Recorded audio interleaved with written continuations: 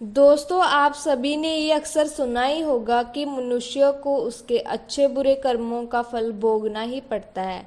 लेकिन आज की इस वीडियो में जानेंगे कि क्या माँ बाप के अच्छे और बुरे कर्मों का फल पुत्र को भोगना पड़ता है।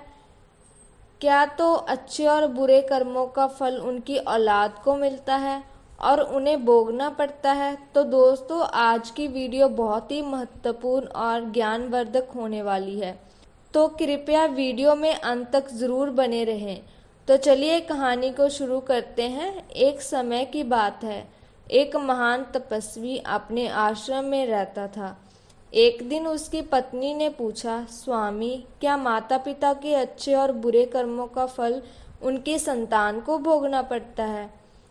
क्या तभी महात्मा ने कहा, हे देवी, माता पिता के अच्छे और बुरे कर्मों का फल उनकी संतान को अवश्य ही भोगना पड़ता है। आज मैं आपको एक प्राचीन कथा सुनाता हूँ, जिसे सुनने के बाद आपको पता चल जाएगा कि कैसे माता पिता के अच्छे और बुरे कर्मों का फल उनकी औलाद को मिलता है और उन्हें भोगना पड़ता है। फिर महात्मा ने कथा को सुनाना आरंभ करते हैं और कहते हैं कि हे देवी, प्राचीन समय की बात है, एक गांव में एक गरीब आदमी रहता था। वह बहुत ही गरीब था, किसी तरह से मेहनत मजदूरी करके अपने घर का पालन पोषण करता था। उसे मजदूरी में दिन भर काम करने के बाद 50 फीस मिलते थे। उसमें से वह रुपया रोज दान करता था और 25 में अपने परिवार का पालन पोषण करता था।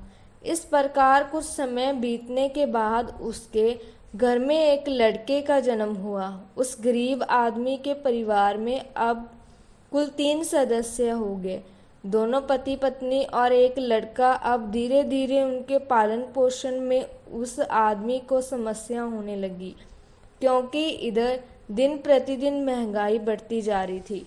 फिर महात्मा ने कहा कि हे देवी, एक दिन की बात है, उस आदमी के लड़के ने अपने पिता से पूछा, पिताजी, आप रोजाना 50 रुपए कमाते हो, जिसमें से आप 25 रुपए रोज दान कर देते हैं, और हम गुजारा कैसे कर पाएंगे? उस आदमी ने चुपचाप देखकर अपनी पत्नी से कहा, बेटा, ऐसी कोई बात नहीं है। तुम्हारे पिताजी रोज 50 रुपए कमाते हैं और 25 रुपए दान कर देते हैं। ये तुम्हारे लिए ही दान करते हैं, दूसरों के लिए नहीं। लेकिन वह लड़का इस बात को नहीं समझ पाया, क्योंकि वह लड़का बहुत ही छोटा सा था। महात्मा ने कहा, हे देवी, इस तरह ऐसे कुछ समय बीतता गया और उस गरीब आदमी का लड़का धीरे धीरे बड़ा होने लगा और उस लड़के की उम्र 7 वर्ष की हो गई। एक दिन वह आदमी काम करके शाम के समय वापस अपने घर लौट रहा था। तभी रास्ते में एक काला भैंसा आया और आकर उस गरीब आदमी को मारने लगा। उस भैंस के मारने की वजह से उस आदमी की वहीं पर मृत्यु हो गई। जब उस आदमी की पत्नी और उसके लड़के को पिता की मृत्यु की खबर मिली तो उनको बड़ा दुख हुआ। फिर एक दिन उस गरीब आदमी के लड़के ने अपनी माँ से पूछा कि हमारे पिताजी कहाँ चले गए हैं। उस गरीब आदमी की पत्नी ने कहा कि बेटा, तुम्हारे पिताजी सबको छोड़कर यमपुरी में यमराज के पास चले गए हैं। तब बेटे ने कहा, जब पिताजी थे तो रोजाना 50 रुपए कमाते थे और रक्त की बचत करते थे।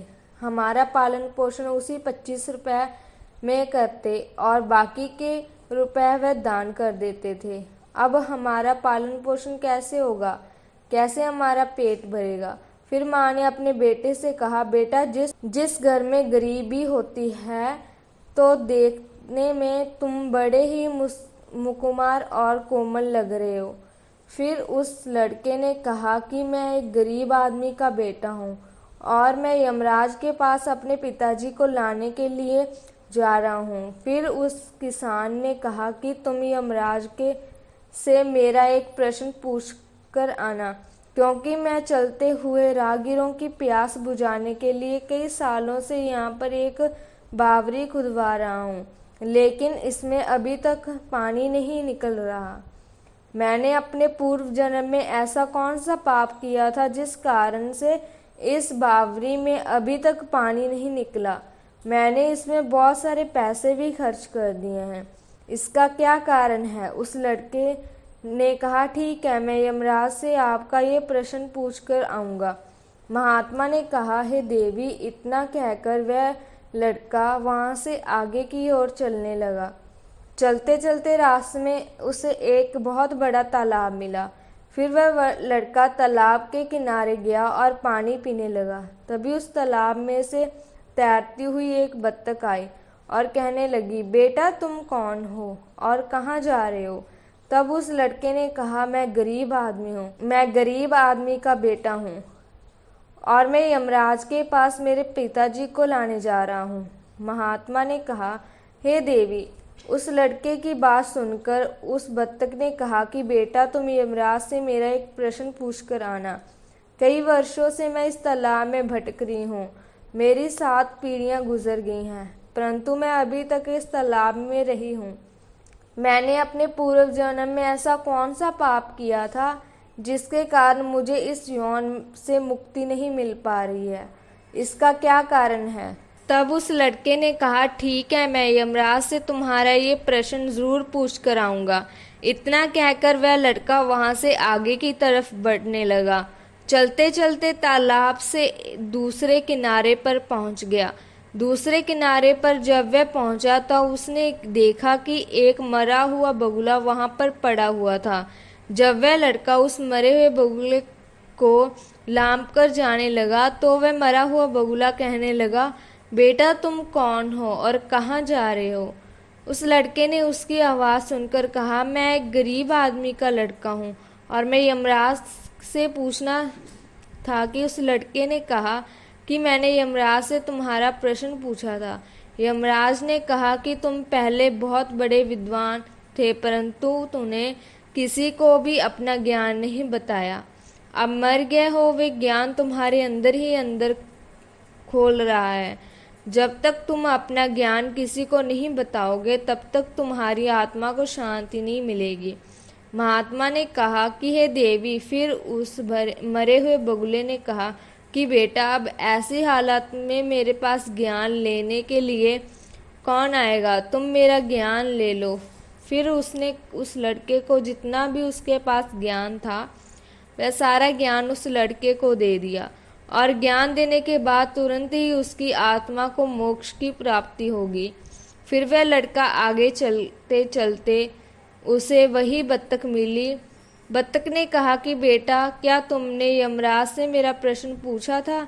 उस लड़के ने कहा कि हाँ, यमराज ने मैंने तुम्हारा प्रश्न पूछा था।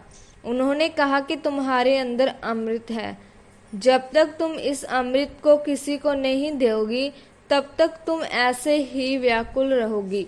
बत्तख ने कहा कि बेटा अब कौन मिलेगा मुझे, तुम ही मेरा अमृत ले लो। फिर बत्तख ने अपना अमृत उस लड़के को दे दिया और अमृत देते ही उस बत्तख की आत्मा को मोक्ष की प्राप्ति होगी। इसी तरह वह लड़का वहाँ से आगे बढ़ने लगा। फिर चलते चलते रास्ते में वही किसान मिला जो राहगीर के लिए बावड़ी खुदवा रहा था। उस किसान ने जैसे ही उस लड़के को देखा तो वह प्रेम से हाथ जोड़कर कहने लगा कि बेटा क्या तुम्हें यमराज से मेरा प्रश्न पूछा। तो उस लड़के ने कहा कि हाँ, मैंने यमराज से मैंने तुम्हारा प्रश्न पूछा था। उन्होंने कहा कि तुम्हारे पूर्व जन्म में तुमने इसी बावरी में एक सांप को मार दिया था, जिसके कारण इस बावरी में अभी तक पानी नहीं निकला है और तुम इस बावरी को खुदवा रहे हो ताकि तुम अपनी गलती को सुधार सको।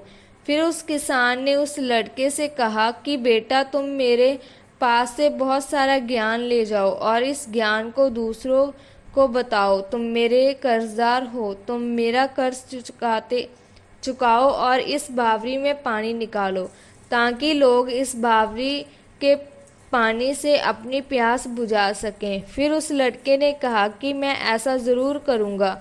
फिर वह लड़का वहाँ से आगे बढ़ने लगा। चलते चलते उसे वह महान तपस्वी मिला जो उसके पिताजी का गुरु था। उस तपस्वी ने उस लड़के को देखा और उसे बड़े प्यार से अपनी गोद में उठा लिया और कहा कि बेटा तुम कहाँ से आ रहे हो। उस लड़के ने कहा कि मैं यमराज से पास से आ रहा हूँ। उस तपस्वी ने कहा कि बेटा क्या तुमने यमराज से कोई प्रश्न पूछा था। उस लड़के ने कहा कि हाँ, यमराज से मैंने 3 प्रश्न पूछे थे। पहला प्रश्न मैंने उससे ये पूछा था कि मेरे पिताजी कहाँ हैं। यमराज ने कहा कि तुम्हारे पिताजी यमपुरी में हैं और वे तुम्हारी बहुत याद करते हैं। दूसरा प्रश्न मैंने यमराज से पूछा था कि मेरी माँ का क्या होगा। यमराज ने कहा कि तुम्हारी माँ बहुत ही अच्छी महिला है और वह बहुत जल्दी ही स्वर्ग में चली जाएगी। तीसरा प्रश्न मैंने यमराज से पूछा था कि मैं यमराज के पास कैसे पहुंच सकता हूं। यमराज ने कहा कि तुम बहुत अच्छे और धर्मपरायण लड़के हो, इसलिए तुम यमराज के पास जाने की ज़रूरत नहीं है, तुम यहीं पर ही मोक्ष पा लोगे। फिर उस तपस्वी ने कहा कि बेटा तुम बहुत अच्छे और धैर्यपरायण लड़के हो और तुम अपने पिताजी के अच्छे कर्मों का फल भोग रहे हो, इसलिए तुम यमराज के पास जाने की ज़रूरत नहीं है, तुम यहीं पर ही मोक्ष पा लोगे।